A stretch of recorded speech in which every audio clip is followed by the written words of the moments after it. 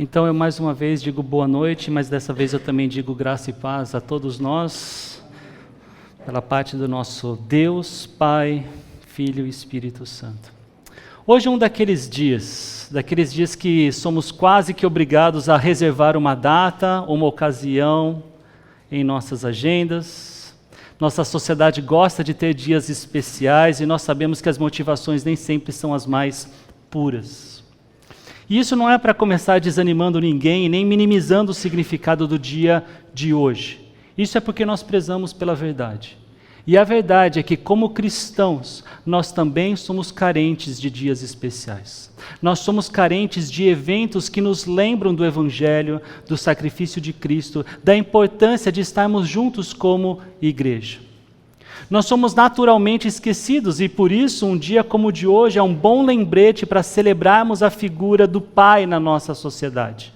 Então, se você é pai, fica aqui as minhas felicitações. Que Deus nos abençoe nesse papel tão importante para a sociedade, para a família e para a igreja, que sejamos uma bênção. Pai é tão importante que o nosso próprio Deus nos ensina pelas Escrituras que Ele tanto existe como opera na condição de pai. O título da mensagem de hoje não é um clickbait, uma isca do tipo armadilha. E eu nem acho que esse seja o tipo de título que atrai as pessoas para o nosso culto ou qualquer culto. É muito raro pessoas entrarem em qualquer igreja hoje por causa do título de uma mensagem. Talvez vocês não saibam, mas em dados disponíveis na internet mostram que no Brasil, 58 de 100 pessoas disseram que o principal motivo de hoje estarem numa igreja semelhante à nossa é porque a igreja chegou até elas. De novo, a igreja foi. Não foi elas que viram o título de uma mensagem e foram. De novo, a igreja foi até elas. Vejam em outros países e regiões a importância do convite pessoal. Nos Estados Unidos, no Reino Unido e na Coreia, o convite pessoal é o segundo maior fator de alguém hoje ter entrado e agora pertencer a uma comunidade cristã. Eu não consigo imaginar alguém dizendo ou pensando: eu hoje vou lá na fonte porque eu quero aprender a ser um pai ruim. A verdade, meus irmãos, é que todos os pais que eu parabenizei segundos atrás, e eu também sou pai, sabem que são imperfeitos, sabem que já erraram contra seus filhos, sabem que são carentes de conhecimento. O que eu questiono se eles sabem é se eles entendem que não basta ter conhecimento, é preciso ter uma vontade sobrenatural para fazer o que é correto. E vontade sobrenatural não nasce do que é natural. Algo muito interessante em se aprender a ser pai usando a Bíblia é que ela de fato traz muitos exemplos para nos ensinarmos a ser pais ruins. Noé ficou bêbado, os filhos viram. Ló entregou as filhas para se proteger. Isaac, ele ama mais um filho do que o outro porque ele prefere o sabor da caça. Jacó tem um filho preferido, ele faz questão que todos saibam disso. Davi, sobre um dos filhos, o escritor bíblico diz que o pai nunca o havia contrariado em nada. Então, será que nós podemos aprender a sermos pais ruins com a Bíblia? E a resposta é um claro sim. Mas o objetivo da Bíblia em apresentar todas essas situações e que nem é exaustivo sobre todos os pais, esses exemplos que eu dei, não é para aprendermos a sermos pais ruins, mas para pararmos de procurar o pai perfeito dentro de nós. A Bíblia tem um outro pai para mostrar, só que ela não mostra esse pai antes de nos mostrar a bagunça de acreditar que existe um pai interior que pode ser perfeito, que consegue ser pai sem grandes erros. E um bom exemplo dessa bagunça está em 1 Samuel capítulo 2. Se você trouxe sua Bíblia, pode deixar aberta nesse capítulo. Mas eu quero mostrar antes disso o contexto desse início do livro de Samuel. No livro de Juízes, diz o seguinte: naquela época, e é essa época do começo do livro de Samuel, não havia rei em Israel. Cada um fazia o que era certo aos seus próprios olhos. Essa bagunça, essa anarquia não estava somente na sociedade, ela havia chegado ao santuário. E chegou pela família do homem que deveria ser o guardião das coisas de Deus. Então eu quero ler com vocês 1 Samuel, capítulo 2, dos versículos 12 a 30, e depois eu quero orar com vocês pedindo para que Deus nos ilumine. Começa assim pelo versículo 12. Os filhos de Eli eram perversos, não se importavam com o Senhor, nem cumpriam os deveres de sacerdotes para com o povo. Sempre que alguém oferecia um sacrifício, o auxiliar do sacerdote vinha com um garfo de 3 dentes na mão, e enquanto a carne estava cozinhando, ele enfiava o garfo na panela, ou travessa, ou caldeirão, ou caçarola, e o sacerdote pegava para si tudo o que vinha no garfo. Assim faziam com todos os israelitas que iam ali, a Siló. Antes mesmo de queimarem a gordura, vinha o auxiliar do sacerdote e dizia ao homem que estava oferecendo o sacrifício: dê um pedaço desta carne para o sacerdote assar. Ele não aceitará de você carne cozida, somente crua. Se o homem lhe dissesse: deixe primeiro a gordura se queimar e então pegue o que quiser, o auxiliar respondia: não, entregue a carne agora, senão eu a tomarei à força. O pecado desses jovens era muito grande aos olhos do Senhor, pois tratavam com desprezo a oferta do Senhor. Samuel, contudo, ainda menino, ministrava diante do Senhor, vestindo um colete sacerdotal de linho. Todos os anos a sua mãe fazia uma pequena túnica e levava para ele, quando subia a Siló com o marido para oferecer o sacrifício anual. Ali abençoava Eucana e a sua mulher, dizendo: o Senhor dê a você filhos dessa mulher no lugar daquele por quem ela pediu e dedicou ao Senhor. Então voltavam para casa. O Senhor foi bondoso com Ana, ela engravidou e deu à luz 3 filhos e 2 filhas. Enquanto isso, o menino Samuel crescia na presença do Senhor. Eli, já bem idoso, ficou sabendo de tudo que os seus filhos faziam a todo Israel, e que eles se deitavam com as mulheres que serviam junto à entrada da tenda do encontro. Por isso lhes perguntou: por que vocês fazem essas coisas? De todo o povo ouço a respeito do mal que vocês fazem. Não, meus filhos, não é boa a notícia que se comenta no meio do povo do Senhor. Se um homem pecar contra outro homem, Deus pode defendê-lo. Se, porém, pecar contra o Senhor, quem intercederá por ele? Contudo, os filhos não deram atenção à repreensão do pai, pois o Senhor queria matá-los. O menino Samuel continuava crescendo, sendo cada vez mais estimado pelo Senhor e pelo povo. Veio um homem de Deus a Eli e lhe disse: assim diz o Senhor, acaso não me revelei claramente a família do seu ancestral, quando eles estavam no Egito sob o domínio do faraó? Escolhi o seu ancestral dentre todas as tribos de Israel para ser o meu sacerdote, subir ao meu altar, queimar incenso e usar um colete sacerdotal na minha presença. Também dei à família dele todas as ofertas preparadas no fogo pelos israelitas. Por que vocês zombam do meu sacrifício e da oferta que determinei para minha habitação? Por que você não honra os seus filhos mais do que a mim, deixando-os engordar com as melhores partes de todas as ofertas feitas por Israel, o meu povo? Portanto, o Senhor, o Deus de Israel, declara: prometi à sua família, a linhagem do seu ancestral, que ministrariam diante de mim para sempre. Contudo, agora o Senhor declara: longe de mim tal coisa, honrarei aqueles que me honram, mas aqueles que me desprezam serão tratados com desprezo. Senhor, eu te peço para que essa mensagem entre no nosso coração e permaneça lá, especialmente aos pais aqui presentes, Pai, especialmente, mas a todos que estão presentes. Queremos conhecer o Senhor e ter cuidado, Pai, temê-lo e amá-lo. Nos ensine mais, Pai, é o que eu te peço em nome de Jesus. Amém. Então, o primeiro ponto sobre como ser um pai ruim é esse: deixe o ambiente criar seu filho. O texto que nós acabamos de ler, ele está falando sobre os filhos de Eli.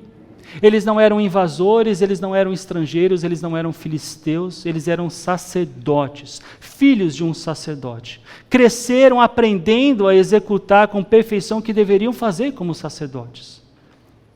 Eles sabiam de cor cada passo. Se alguém em Israel deveria conhecer a Deus, esses eram eles.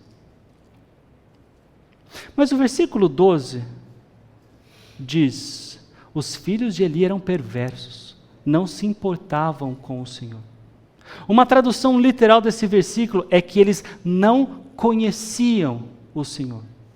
Conhecer na Bíblia quase nunca é uma mera referência à obtenção de informação. Conhecer tem a ver com relação, com relacionamento. Então o texto não está dizendo que aqueles dois nunca tinham ouvido falar de Deus. Ele está dizendo que eles trabalhavam para Deus todos os dias e não tinham nenhuma relação, nenhum relacionamento com Deus. A lei de Deus determinava exatamente o que era do sacerdote e o que era de Deus no sacrifício. A gordura queimada primeiro era do Senhor. Depois o sacerdote tinha a sua parte. Isso tudo estava prescrito na lei. Mas o que acontecia ali? Quando chegava a hora do sacrifício, o auxiliar do sacerdote, ele enfiava um garfo na panela e dizia que o que saísse dali era do sacerdote. E isso não era determinação de Deus. Não era um procedimento conforme estava escrito. Isso era a determinação de um garfo. E isso era feito com todos os israelitas. Esse era o sistema, corrupto sistema. O auxiliar chegava exigindo a carne antes mesmo que ela ficasse pronta, antes mesmo de Deus ter a parte que era dele no sacrifício. Um sacrifício que Deus estabeleceu para o seu povo para funcionar como meio de perdão dos pecados. A gente fala para expiar os pecados. Ai daquele que reclamasse. A carne seria retirada dele à força. E uma ironia aqui é que a pessoa que tem a teologia correta é esse israelita comum, esse israelita anônimo, que veio trazer o animal dele para o sacrifício. Como é que Deus via tudo isso? O pecado desses jovens era muito grande aos olhos do Senhor, pois tratavam com desprezo a oferta do Senhor. Notem que aqui eles não estão sendo descuidados, eles não foram mal treinados, a ação dele era intencional, eles desprezavam, eles estavam tratando sem valor aquilo que Deus tinha estabelecido como o meio do pecador ser perdoado. Meus irmãos, aqueles dois rapazes cresceram no lugar mais religioso de Israel. Não faltou presença nas aulas, não faltou ensino, não faltou exemplo litúrgico, eles vestiam as roupas certas, eles sabiam o procedimento certo, mas o que nós lemos? Eles não conheciam a Deus. E isso significa, prestem bem atenção, que estar perto das coisas de Deus não é a mesma coisa que conhecer a Deus. Estar todos os domingos aqui na igreja, participar de todas as EBDs, não é a mesma coisa que conhecer a Deus. Nós precisamos tomar muito cuidado, porque filho de crente não é crentinho. Trazer seu filho à igreja todo domingo é excelente, e eu até diria que faz parte de vocês, pais, como obrigação. Mas isso não faz dele, do seu filho, um automático conhecedor de Deus, um automático amigo de Deus. Cada um dos nossos filhos terá que conhecer a Deus por si mesmo, terá que desenvolver a sua fé e o seu relacionamento com Deus. Nenhuma criança nasce cristã por ter nascido numa casa cristã. Cada um vai ter que conhecer a Deus por si mesmo, e isso é obra do Espírito Santo. Ao mesmo tempo, pais são um canal importante, por isso não devem terceirizar o ensino bíblico de seus filhos para o ambiente que for. E o próximo ponto para você ser um pai ruim é esse: fale bastante, não faça nada. Olha de novo os versículos 22 e 24. Eli, já bem idoso, ficou sabendo de tudo que os seus filhos faziam a todo Israel, e que eles se deitavam com as mulheres que serviam junto à entrada da tenda do encontro. Por isso lhes perguntou: por que vocês fazem essas coisas? De todo o povo ouço a respeito do mal que vocês fazem. Não, meus filhos, não é boa notícia que se comenta no meio do povo do Senhor. Então percebam que quando ele soube o que os seus filhos faziam, todo o povo já falava disso. O que o narrador está dizendo aqui é: só não sabia quem não queria ver. E quando somamos isso ao fato de ele ter sido descrito como alguém já bem idoso, não há como não pensar na negligência dele. É como se só agora, só depois de muitos anos, o homem Eli resolveu falar alguma coisa. Quando seus filhos já eram adultos, com pecados reconhecidos por todos, com hábitos formados, com um sistema de corrupção e escândalo sexual já sistematizado em Siló. Eles tinham até auxiliares. E o que ele fala? O que Eli fala? Ele começa com uma pergunta: filhos, por que vocês fazem essas coisas? E logo em seguida ele diz sobre a má fama deles. Interessante, ele não começa pelo que Deus pensa a respeito dos seus filhos. Ele começa pelo que os outros falavam. Uma tentação que todos os pais têm. É mais fácil corrigir um filho pelo que os outros pensam do que pelo que Deus pensa. A gente diz: filho, que vergonha isso. Mas a gente não diz: filho, isso é pecado contra Deus. É mais fácil a gente dizer que o comportamento errado dos nossos filhos é porque eles estão com sono ou com fome, do que olhar para o comportamento errado e dizer: isso é pecado. Por fim, o versículo 25 diz: se um homem pecar contra outro homem, Deus pode defendê-lo. Se porém pecar contra o Senhor, quem intercederá por ele? Essa afirmação aqui é muito séria, é muito verdadeira. Eli tinha um conhecimento teológico correto, ele entendia a gravidade do que estava acontecendo, mas por que é que ele parou aí? Por que é que ele não afastou os seus filhos do sacerdócio? Um pai, ele pode ter um conhecimento correto, ele pode ter a doutrina correta, ele pode falar coisas corretas e mesmo assim achar que isso é tudo que está sob a sua responsabilidade. 1 Samuel 3,13 explica melhor, quando Deus fala com Samuel. Se você quiser abrir sua Bíblia, mas eu trouxe aqui também. Pois eu disse a ele, Deus falando para Samuel a respeito de Eli, pois eu disse a ele que julgaria sua família para sempre, por causa do pecado dos seus filhos, do qual ele tinha consciência. Os filhos dele blasfemavam contra Deus, mas ele não os puniu. Eli era o pai, ele era o sumo sacerdote, ele tinha autoridade para contê-los. Mesmo assim ele não fez. Pais aqui presentes, quando você vê seu filho fazendo algo errado, você chama a atenção dele? Você mostra para ele o erro? Você chama o erro de pecado, se é que o erro é um pecado? E quando ele erra de novo, o que é que você faz? Você explica a mesma coisa, dizendo: isso aqui é errado. E eu vou dizer para vocês, eu espero que sim.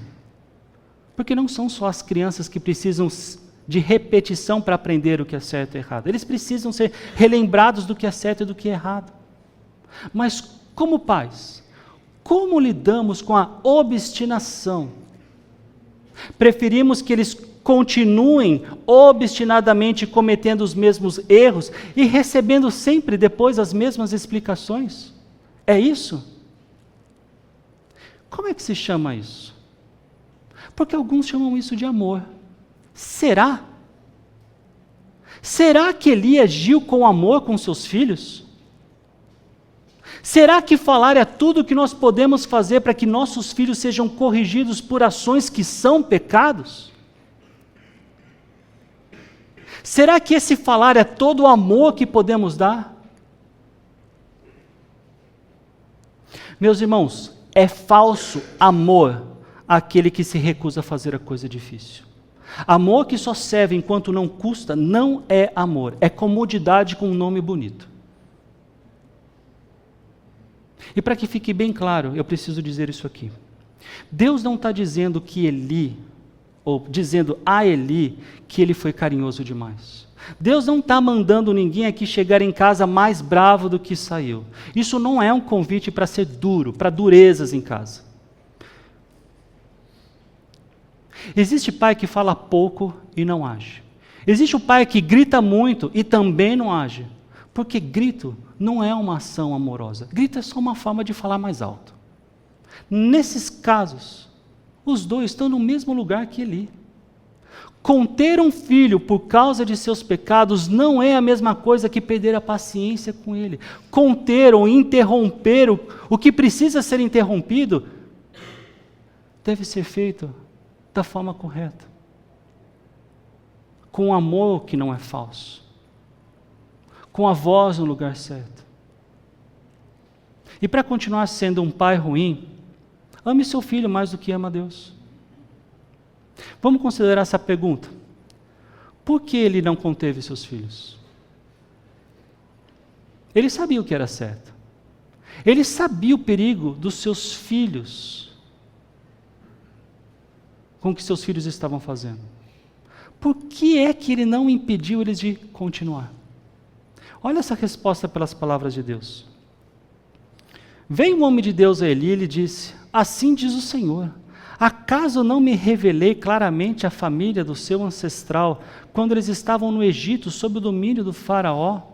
Escolhi o seu ancestral dentre todas as tribos de Israel para ser o meu sacerdote, subir ao meu altar, queimar incenso e usar um colete sacerdotal na minha presença. Também dei à família dele todas as ofertas preparadas no fogo pelos israelitas. Quando Deus vai falar sobre esse assunto, ele começa pelo que ele fez. Eu revelei, eu escolhi, eu dei. Então, antes de qualquer apontamento sobre o que ele fez de errado, Deus fala o que ele deu e deu de graça. E é isso que depois vai tornar o versículo 29 tão importante. Por que vocês zombam do meu sacrifício e da oferta que determinei para a minha habitação? Porque você honra os seus filhos mais do que a mim, deixando-os engordar com as melhores partes de todas as ofertas feitas por Israel, o meu povo. Agora Deus, ele aponta o dedo, mostrando duas ocasiões aqui. A primeira, porque vocês zombam do meu sacrifício? A palavra aqui no original ela é bem mais forte do que zombar. A palavra aqui é dar um coice, é um chute forte. É a imagem de um animal que engordou tanto que agora ele escoceia o dono. Ele dá um coice no dono. E essa palavra só aparece em outro lugar em todo o Antigo Testamento. Está lá no Cântico de Moisés, em Deuteronômio 32, onde ele diz que Israel engordou e escoiciou, farto de comida, pesado, lustroso.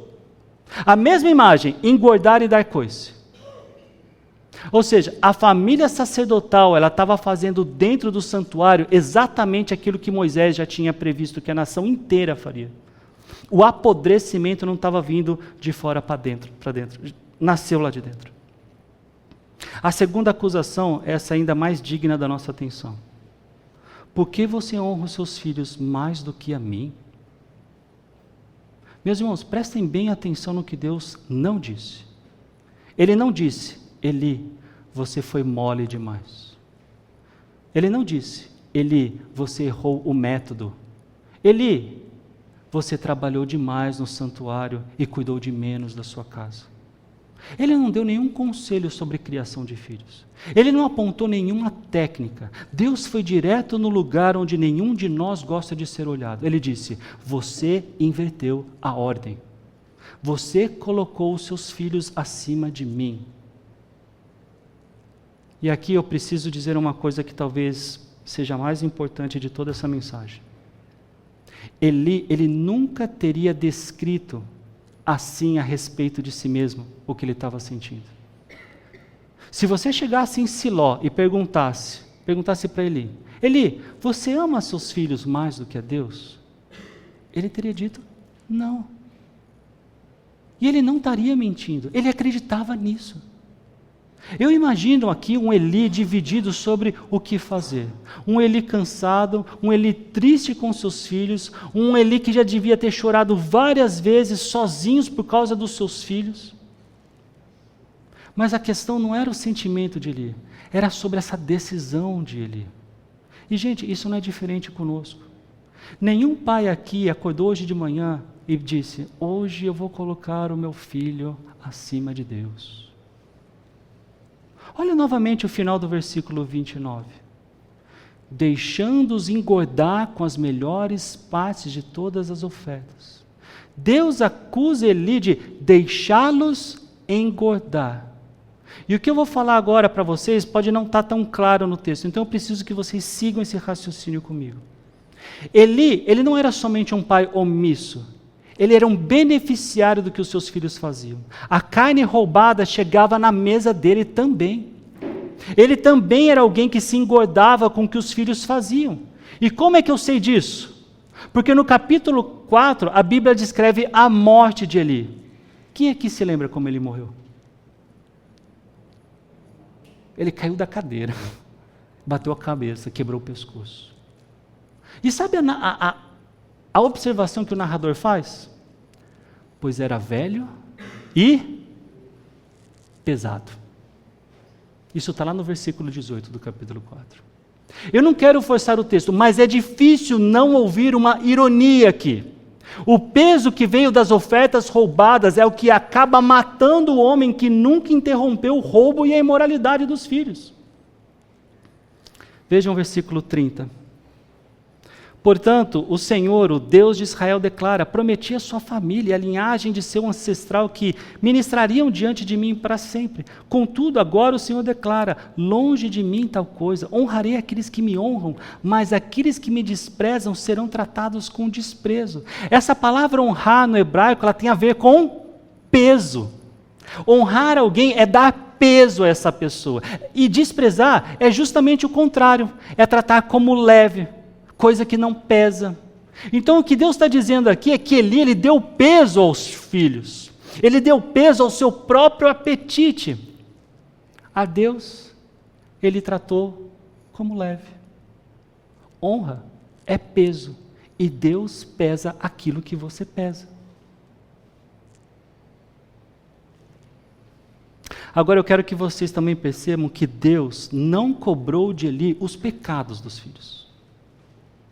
Deus cobrou de Eli os pecados de Eli. Aqueles dois homens, eles eram adultos, eles respondiam por eles mesmos. O que Deus cobra do pai é outra coisa, e é uma coisa que aconteceu no coração dele. Eli honrou os filhos acima de Deus. E como é que a Bíblia chama isso? De idolatria, pecado. E para que essa lição fique bem clara, eu preciso fazer uma pergunta que incomoda a mim também.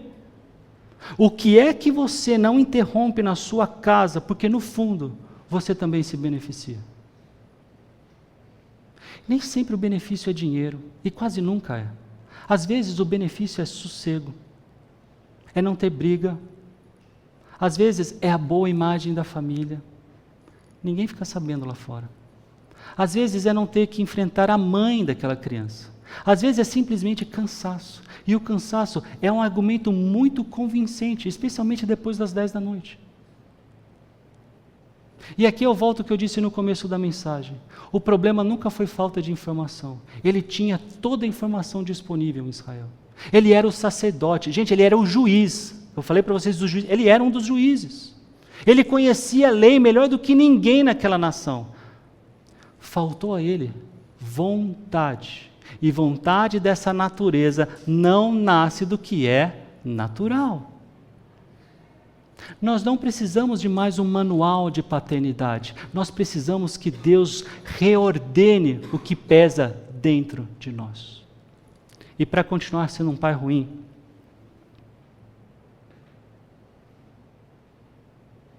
aposte que Deus não vai fazer nada.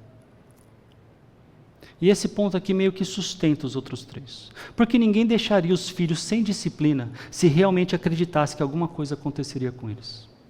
A gente deixa passar porque no fundo, a gente aposta que não vai acontecer nada. Amanhã eu resolvo. Ano que vem ele amadurece. É só uma fase. E é verdade. É verdade dizer que Deus é misericordioso. Mas misericordioso não quer dizer indiferente. Veja o que Deus diz nos versículos 31 a 34 novamente. É chegada a hora em que eliminarei a sua força e a força da família do seu ancestral. Não haverá mais nenhum idoso na sua família, e você verá aflição na minha habitação. Embora Israel prospere, na sua família ninguém alcançará a idade avançada. Todo descendente seu que eu não eliminar do meu altar será poupado apenas para consumir os seus olhos com lágrimas e para entristecer a sua alma. Todos os seus descendentes morrerão no vigor da vida.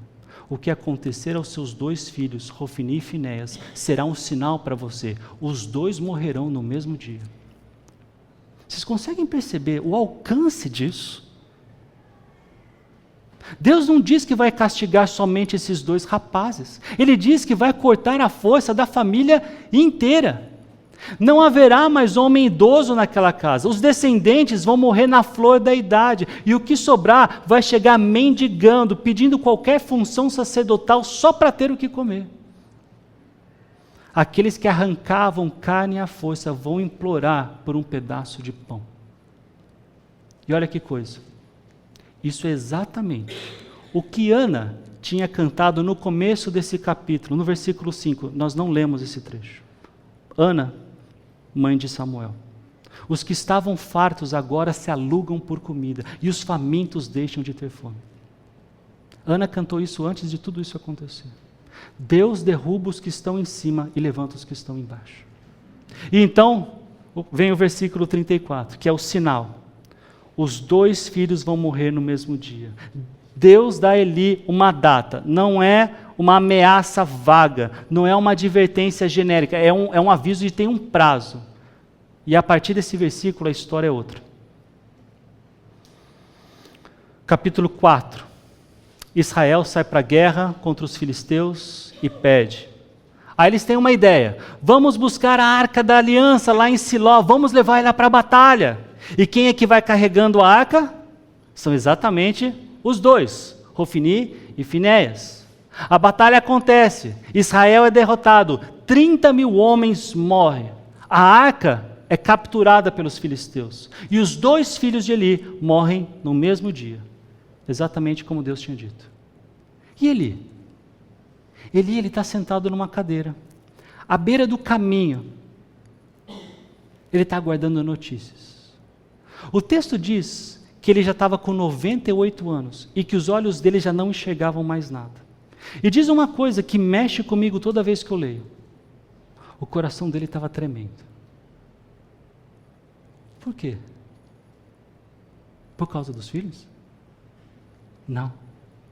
Tremendo pela arca de Deus. Aí chega o mensageiro, todo rasgado, com terra na cabeça, e ele dá a notícia em 4 partes.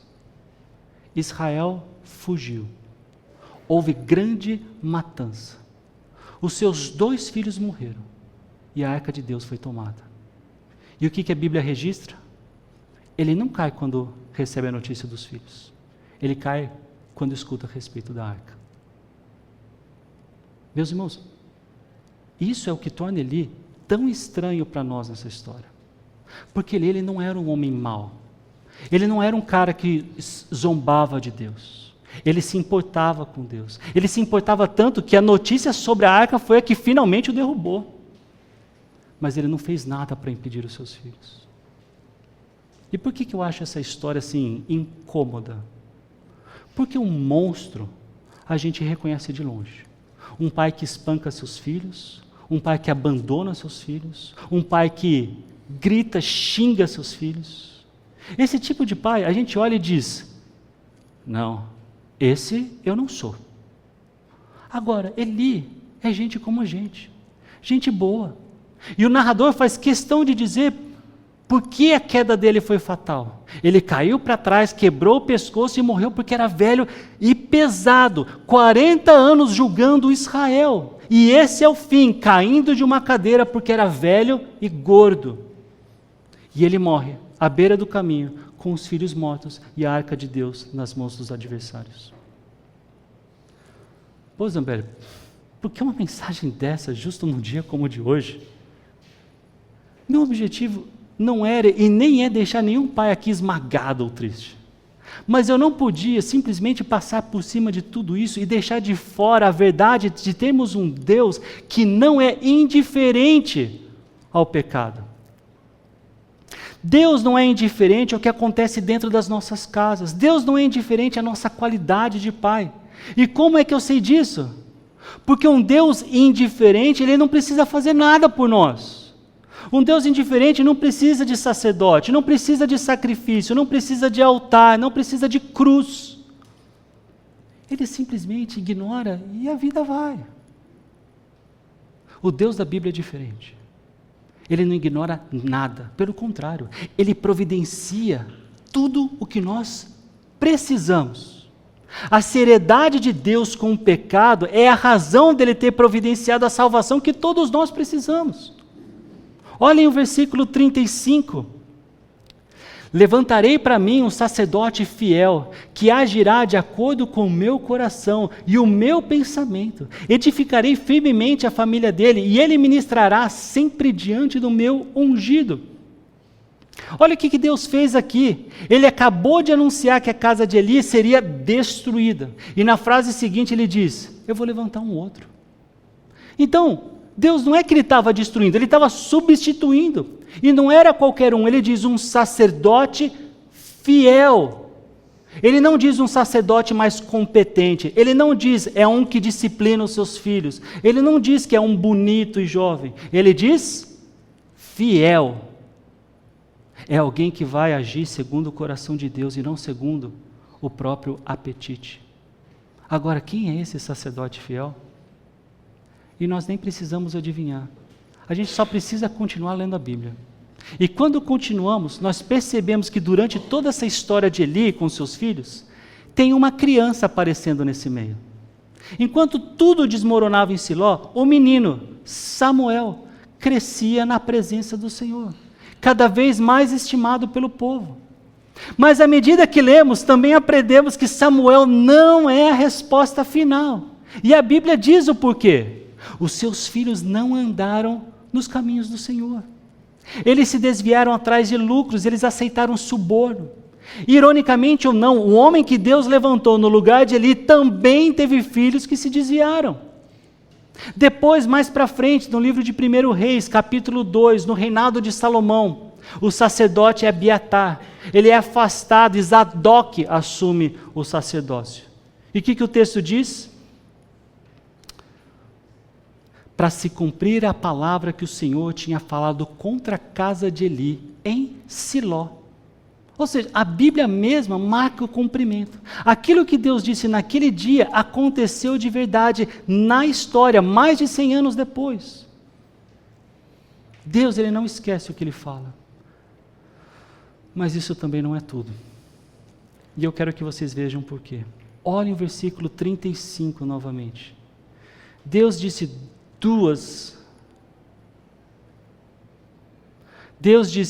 que nem Samuel e nem Zadok conseguiriam entregar. Ele disse alguma coisa a respeito. Ele disse que firmaria a descendência desse sacerdote. Ele disse que ele ministraria sempre, para sempre. E não existe um único sacerdote em Israel que tenha ministrado para sempre, por uma razão muito simples. Todos eles morreram. Samuel morreu, Zadok morreu, todos morreram. O livro de Hebreus, ele pega exatamente nesse ponto. Ele diz que os sacerdotes antigos eram muitos porque a morte impedia que eles continuassem.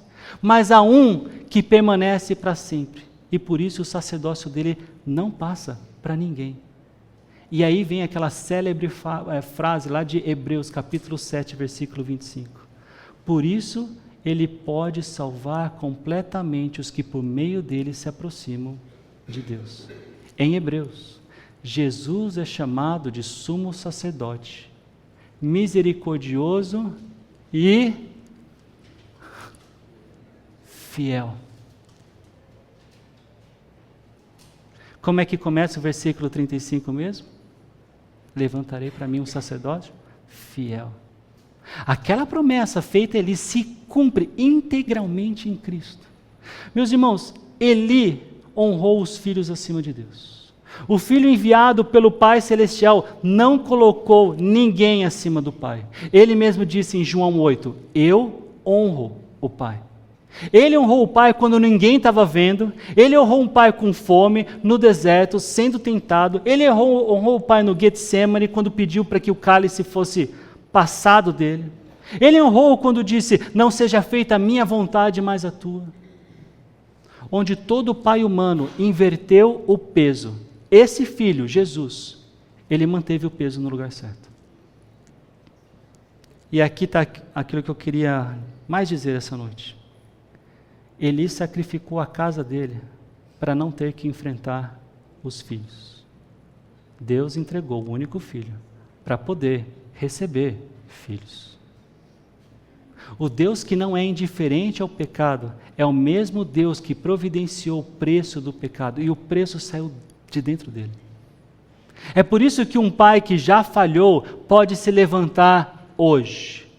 Não porque a falha dele foi pequena, mas porque o sacerdote fiel é grande. É aquela vontade sobrenatural que eu falei para vocês lá no começo da mensagem. Aquela que não nasce do que é natural. Ela vem daqui, do sobrenatural. Ela não vem do esforço próprio. Ela não vem de um método. Ela não vem de um sermão. Ela vem da fé em Cristo como único e suficiente Salvador.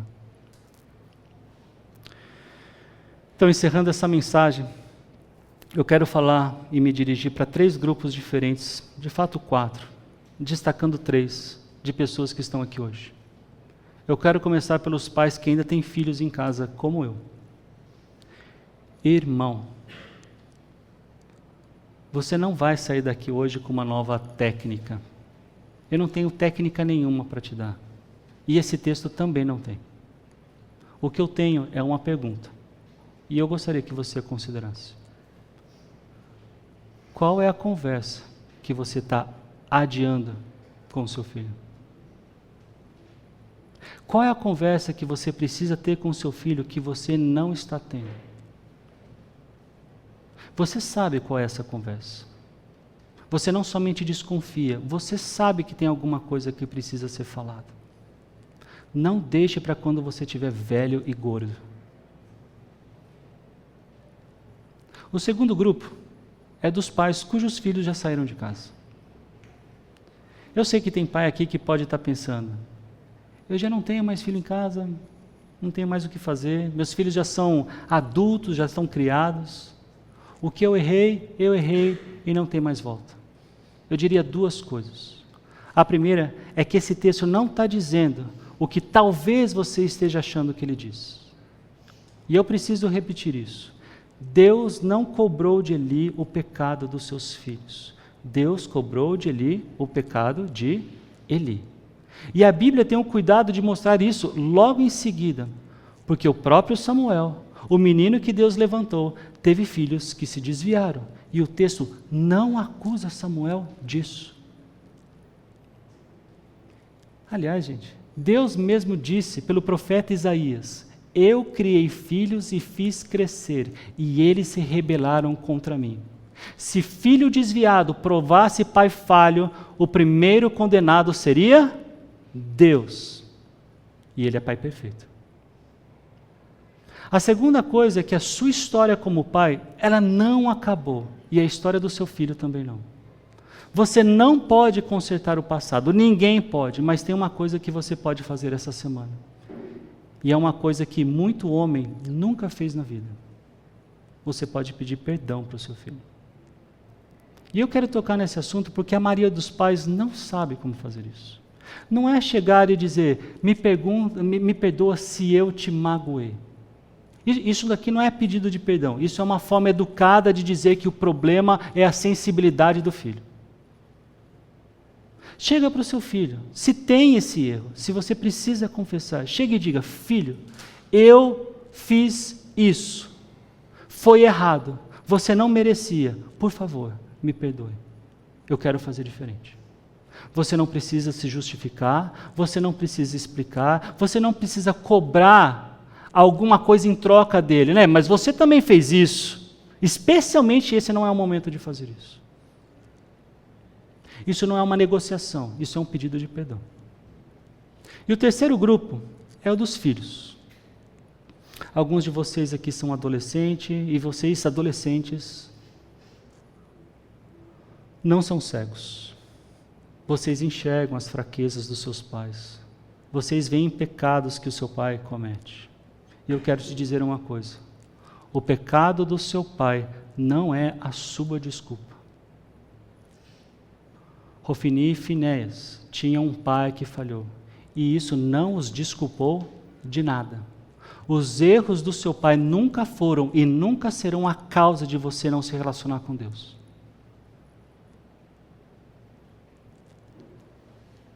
Alguns de vocês, filhos, são adultos. Alguns de vocês cresceram com um pai bem pior do que ele. Um pai que lhe espancava, um pai que lhe humilhava, um pai que sumiu, um pai que nunca lhe deu uma palavra de encorajamento.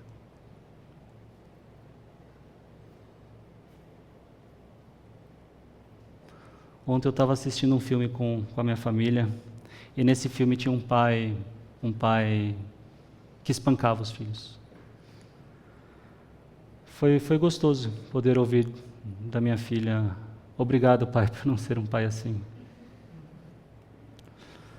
É interessante ser agradecido por uma questão como essa, que deveria ser o quê? Senso comum. Eu não quero que você finja que a dor que você sente com o seu pai seja... Eu não quero que você finja esse sofrimento. O que eu quero é que você saiba que a falha do seu pai não é a última palavra sobre quem você é. O Salmo 27,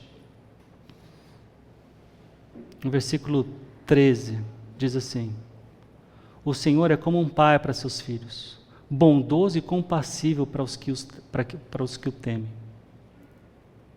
Além desse salmo, Paulo, quando ele escreve aos Gálatas, ele disse que Deus enviou o único Filho para que nós recebêssemos a adoção de filhos. Porque somos filhos de Deus, nós também temos o Espírito de Deus. E porque nós temos o Espírito de Deus, nós podemos desfrutar de um Pai que nos ama e não falha. Com Deus, ninguém termina a sua história sem um bom pai, sem saber o que é um bom pai. Vocês estão comigo? Então vamos orar. Pai, quão bom é chamá-lo de Pai. Obrigado, Senhor. Obrigado por ter enviado Jesus para que pudesse tomar o nosso lugar naquela cruz, tomar o nosso lugar de morte. Nós éramos os merecedores disso, mas Jesus tomou o nosso lugar para que nós e o Senhor Pai pudéssemos ter um relacionamento, pudéssemos ser chamados de filhos e nós pudéssemos chamar o Senhor de Pai. Pai, enquanto ainda não estamos numa nova fase da nossa vida, eternamente com o Senhor e com novos corpos, nos ajude a navegar por este mundo, Pai, reconhecendo diariamente a nossa filiação, a paternidade do Senhor. Que nós nos lembremos, Pai, que nós não somos capazes de sermos perfeitos como o Senhor, mas a Tua palavra nos mostra um norte. E a questão não é sobre ser um pai melhor, a questão é sobre confiar neste Pai que verdadeiramente é bondoso. Nos ajude, Pai, a sermos diferentes, a sermos melhores. Encoraje aqueles, Pai, que estão fazendo o correto. Que essa comunidade, Pai, tenha pais exemplares para que mais pessoas, como orei no início, pudessem olhar para cada um de nós como pais exemplares, mas não para que nós saiamos honrados, mas para que nós honremos o Senhor, para que o Teu nome seja glorificado. Nos ajude, Pai, porque sem o Senhor nós não conseguiremos fazer o sobrenatural dependendo do natural. Eu te louvo, Pai, te agradeço pelos ensinos que o Senhor nos dá. Eu te peço tudo isso em nome de Jesus. Amém.